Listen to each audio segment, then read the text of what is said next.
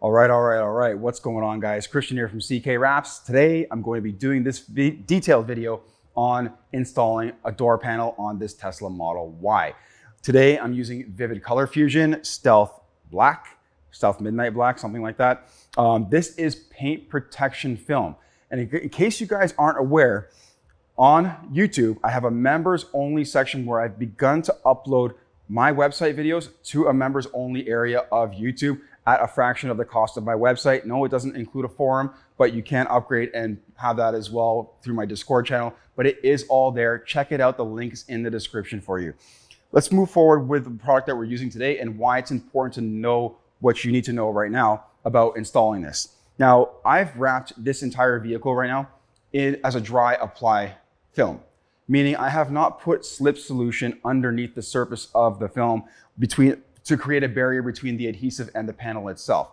This works tremendously well with gloss finishes, but you don't really need it with matte finishes. The reason being is that with matte finishes, it doesn't show lift lines, glue lines, adhesive lines, whatever kind of lines you can think of, it doesn't show them. While on a gloss film, because of the high clarity of the film and the reflectiveness or just the detail that you can see off of the film, on a gloss finish, you're going to notice these lift and adhesive lines when you lift or reposition the film when you're doing a dry installation. So I highly recommend that you do wet installation for a gloss film in Vvivid Colofusion or anything that's a hybrid installation, meaning on the flat areas like the doors, the roof, the hood, the fenders, the quarter panel, do those wet installation.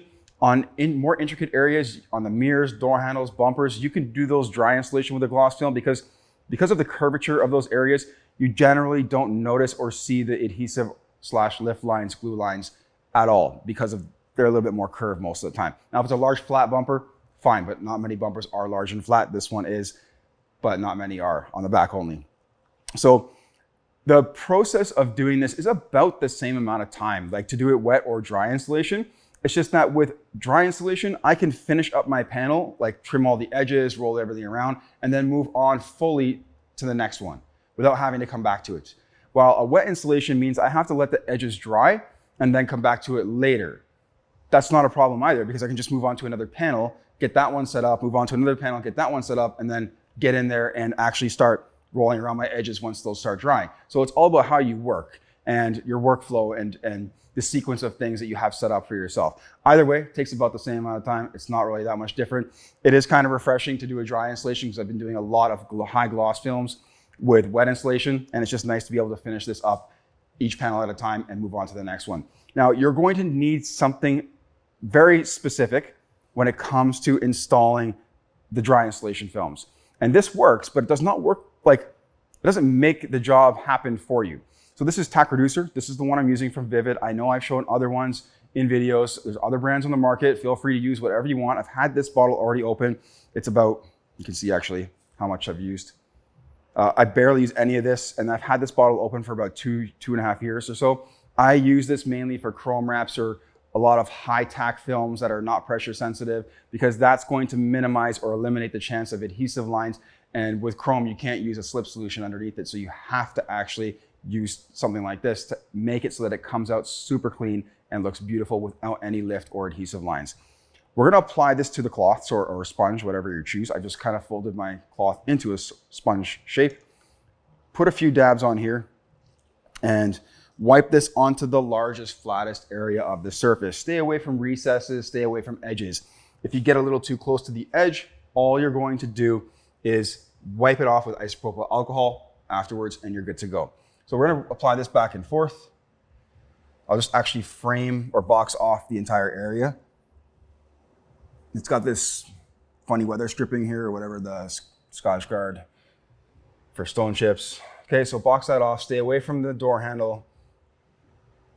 Don't get too close, cool. But we do wanna fill in a lot of the area here. Now this paint has definitely seen better days. I don't know what year this car is. I actually probably should have checked or how many miles or kilometers are on this, but it's old. It's like the paint is in really rough shape. I mean, it's a Tesla already as it is. The paints are not notoriously known for being spectacular or great, but this one has a ton of stone chips, like an unbelievable amount. And honestly, I'm glad that they chose a matte or more satin finish, because it's going to hide a lot of the imperfections that are actually in the paint. Okay, so apply it on like that. That dries to a haze. As you're gonna see on a black car, you'll see it a little bit more easily. It's gonna dry to like a white haze. I'm gonna put this down and I'll bring over my film. It's right here. And I have a couple of magnets because the quarter panel is magnetic, so I might as well use that while I can. So that's already dry. You can see that I didn't apply it soaking wet. Doesn't take long for it to dry. Just make sure that there are no like droplets underneath it, that it's all dry before you apply your material. You see I've also masked off the door handle. That's important because that's going to make it easier to cut around it or trim around it. And one more thing I need to do here is open up the door. So this way we can wrap, just pull that back a little bit there, this section right here. And I do this all in one piece. You don't have to, you can put a seam there if you want to and do it separately. Again, it's totally up to you. Room temperature in here, I've got the AC going, but it's 24 degrees Celsius, so it's probably around 80 or so Fahrenheit. Maybe not even 80, maybe like 78. Okay, so we're gonna position our material. That's all looking like it's in a good place. I may come up just slightly more there. Cool. And then let's remove the release liner. Now, it's a little tricky to remove the release liner because this is TPU. It's kind of stretchy at the same time. So it stretches a little bit as you pull the liner off. Okay, so all I'm gonna do now is tack the film to the backside here, to the backside there, to the backside there, and then I'm gonna pull the liner off this way, from this side.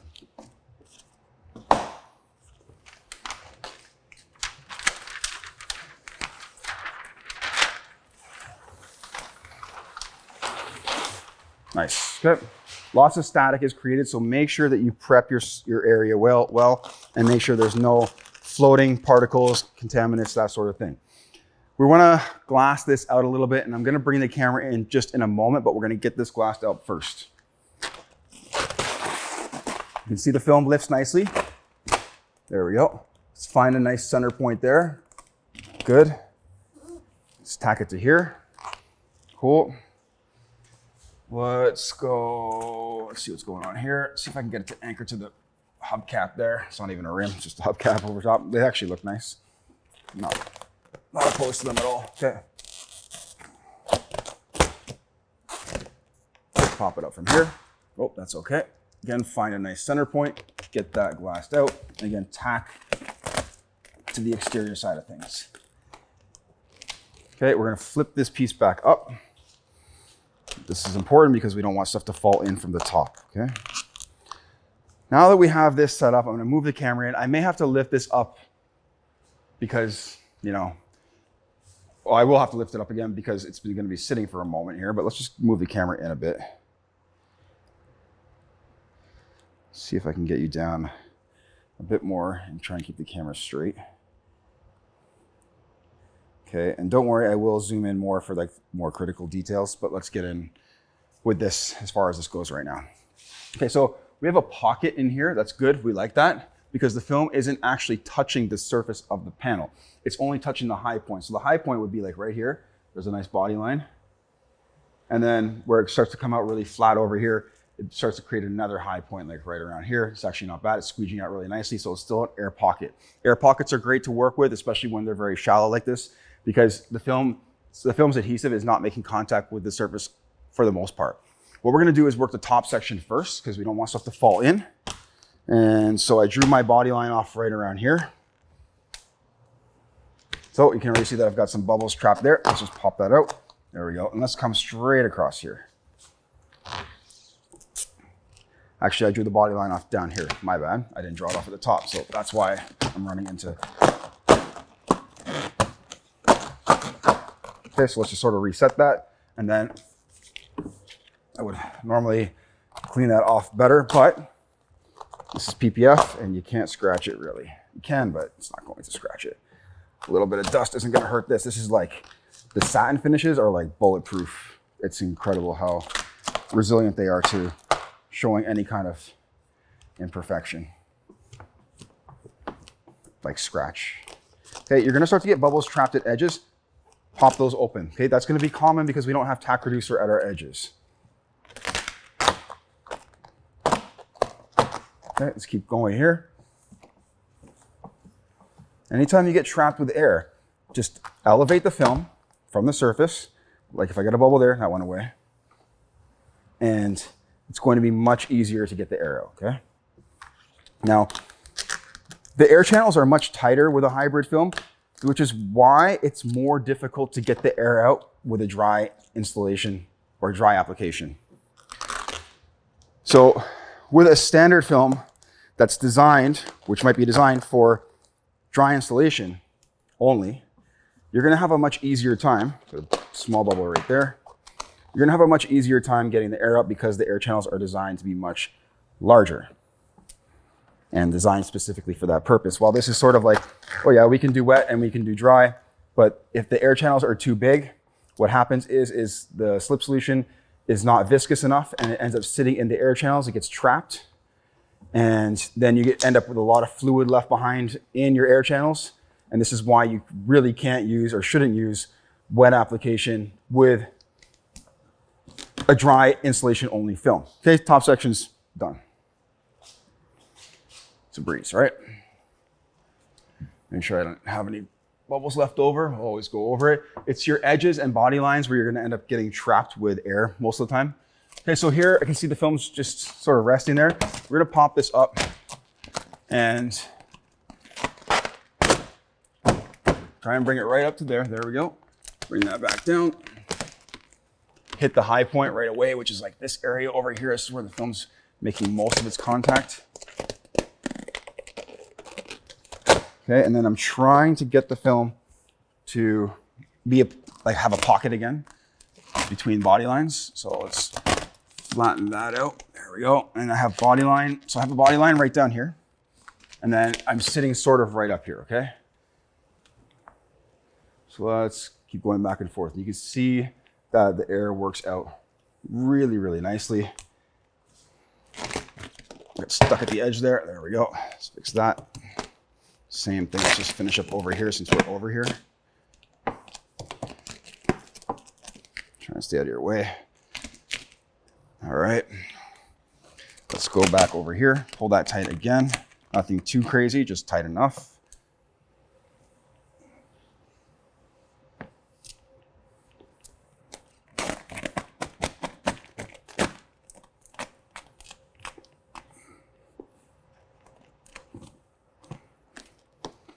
Okay, let's go over here. I'm just gonna examine it. It's a little tricky to see air left behind sometimes, so you want to find different angles for different lighting. Okay, we're gonna take this pocket, squeegee that out. Boom. Okay, a couple of air bubbles stuck at the edge there. Just lift, squeegee, okay?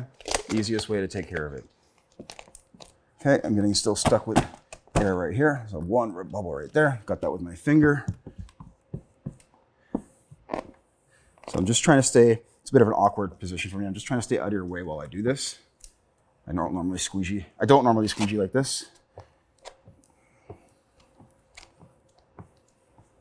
But either way, we want to have overlapping passes. Super important. Let's go back over here. Left some air behind right up there. There we go.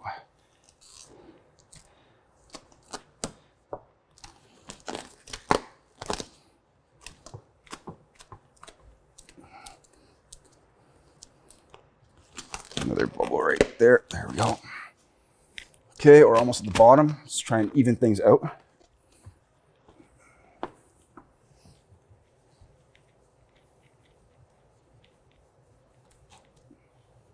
Firm pressure on the bottom. It's easy to not apply enough pressure down here. I make the same mistake all the time. Okay, doors wrapped. Okay, so pretty easy, pretty straightforward. Nothing crazy. Before we go on, we're gonna take this, press out all the air, make that a nice clean and definitive line. Open up the bottom so the air comes out easily. There we go. That makes that just look a little bit more natural, at least. Good. All right, I'm not gonna do the door handle yet. Usually you should start with the door handle first. Actually, maybe I'll just start with that first, because you should start with that first. Because that is the part, if you're gonna mess it up, that's the part you're gonna mess up. Especially on this car. So let's bring the camera up a little bit higher. And let me get you zoomed in. If I can find it on the camera. It's right over there.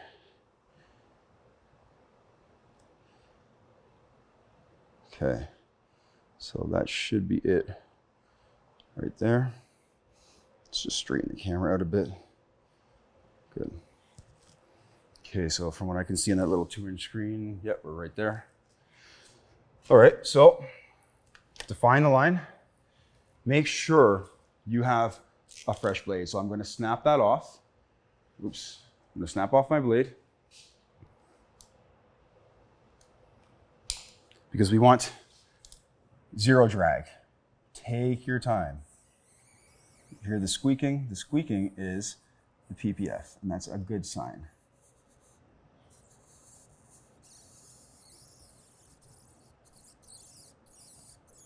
Trying to cut with leaving just enough. If you do this perfectly, you will have just enough to wrap in there. I mean, that's what I've experienced with all the Teslas that I've wrapped, but I could be wrong. Like sometimes maybe some are gonna be a little bit off as far as the door handle goes, and that might mess you up. So I put tape on the handle. What you can do is you can trim on the tape very lightly, of course, and that will give you a little excess. Now, with this car being black and the wrap being black, I'm not super worried about it, but take your time around turns. This is the harder part right here. Just like that. Okay, this one up here, tricky one too. Very, very lightly. I have 2 hands on the car because this helps stabilize myself. Okay, that should be good. Let's see if we can remove that. Nice, okay. So heat gun, and we're gonna press that in. So I'm gonna grab the heat gun right here. And, oh, I unplugged it.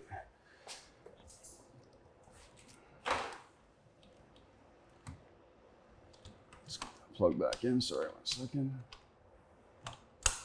Come on, oops, the prongs are bent. All right, let's get that back in there now. Cool. All right, good idea to have a glove on. Just put the glove on.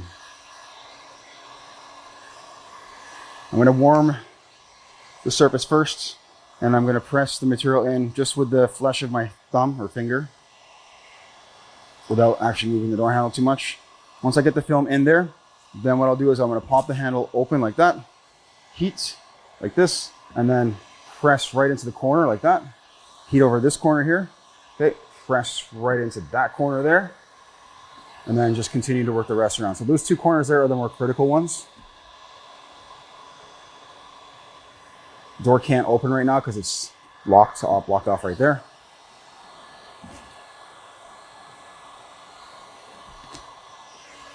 Okay. Get in there now with a squeegee. Finish up the areas that you can't reach. It's like the center pivot point right here. Can't really get in there with your fingers. I'm gonna get in there also with a nice little wrap stick. There we go. Sweet, okay, good. Let's smooth all that out, and then we're gonna cut. Let's zoom back just a bit so you can get more in that camera frame.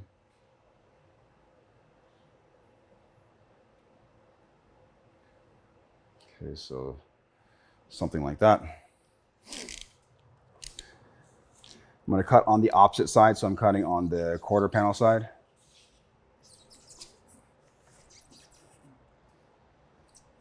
If your blade isn't really sharp, your knife will jump.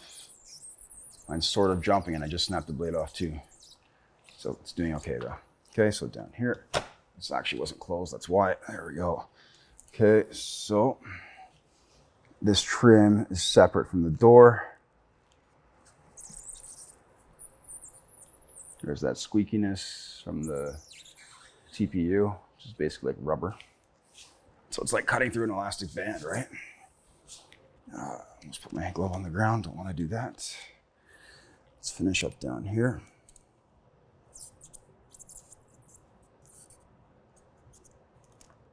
Cool. Okay.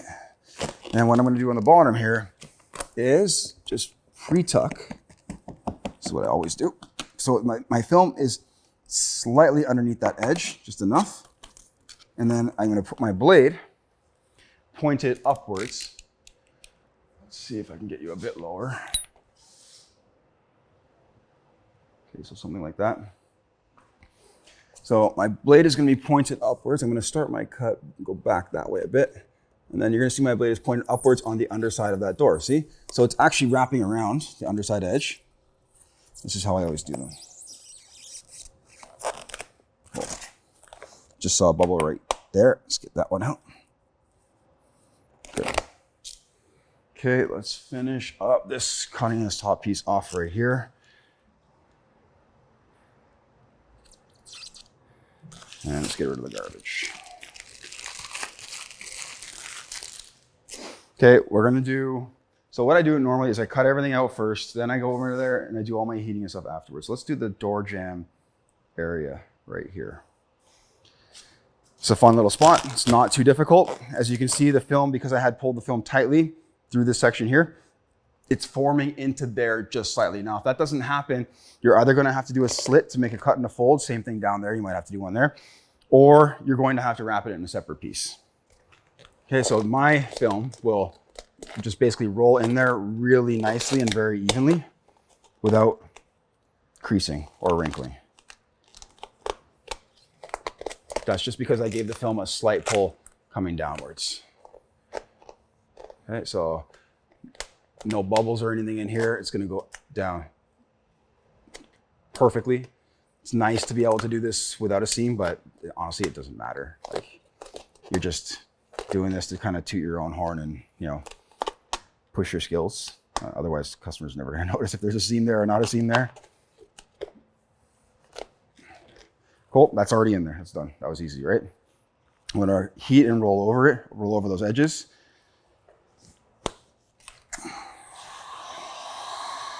Just get it slightly around.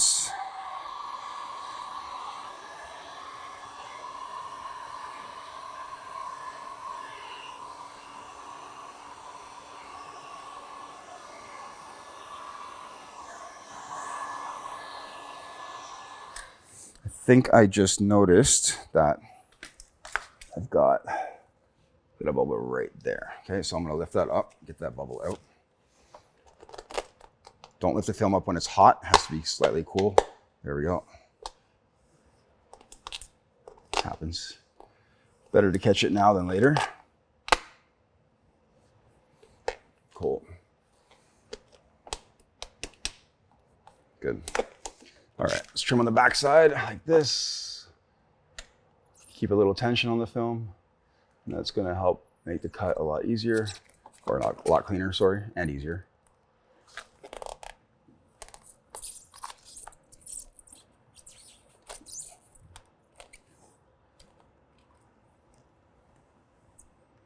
You don't need to wrap around the edges by miles and miles and miles. It's totally not necessary. Okay, let's do the top edge. Across where the window trim goes, right up here. And then we still have a bit of rolling in to do, like around where the door meets the quarter panel and so forth. So I'm always pulling off of the back section so that the film doesn't stick. Got a bubble right there at the very edge, so I'll bring that back. So again, all this movement with the matte film, the lifting, the repositioning, the putting back down, doesn't show glue lines. It can, but you have to be pretty neglectful to leave a glue line. Basically, like if you leave it under tension for too long, it'll begin to show a slight glue line, but even then there's some not very noticeable. And then also, like side note, the glue lines do dissipate over time. It's just that, you know, when the customer comes to pick up the car, you want it to obviously look its best, and you don't want to have to tell them, oh yeah, those lines that you're seeing will go away. So it's just, if you don't have to explain something to them, it's all for the better. So I'm going to cut this out. Just checking, did I get it right here? There we go. Okay, let's come back this way and let's just cut right across this top edge. A little bit of tension on the film. Not that it's going to matter how straight this is, but it's going to get covered with a trim piece.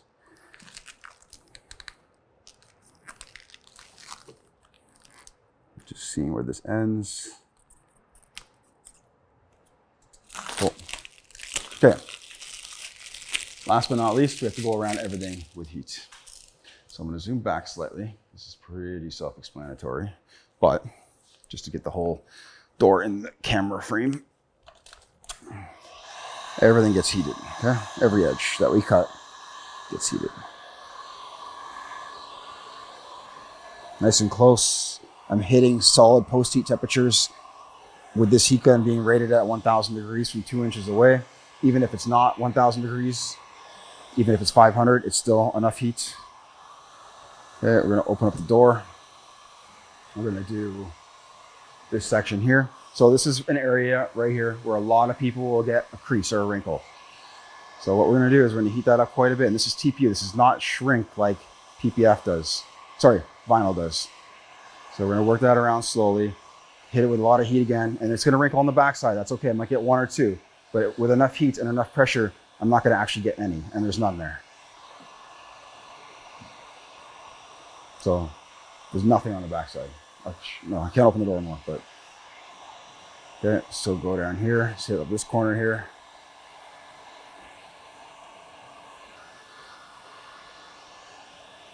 Let's get in here.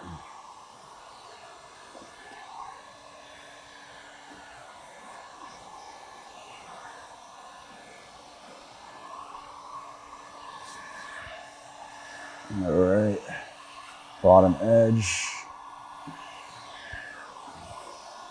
Beautiful.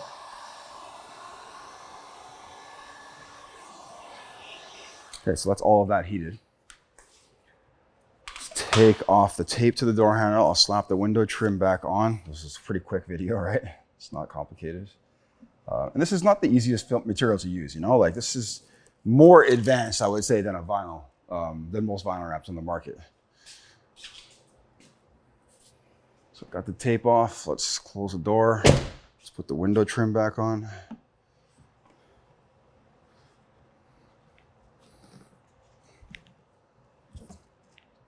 Make sure that's lined up nicely. That is, it's good.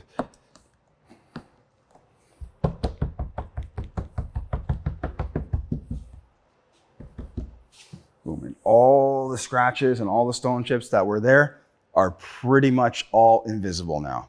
So this, I'll close the door in a second, is what we get. I'm going to try and get the camera angled a bit more. There we go. This is what we get with Colofusion PPF. Sorry, I'm just messing with the camera here. Let's close the door. Installation, quick, straightforward, and simple. You do have to, again, know the difference between dry installation and wet installation, and the reason why you can use one and not the other. You can use both with this if you want to. Like with a matte film, you can go full wet installation if you want to, but you can also do full dry, or you can mix it up. While with a gloss, you have to use a lot of wet installation, and you can use some dry. Guys, I hope that kind of helps clarify things. Hope you enjoyed the video. Again, don't forget to check out the members only section on YouTube, and I look forward to seeing you in the next one. Thanks for watching. Take care.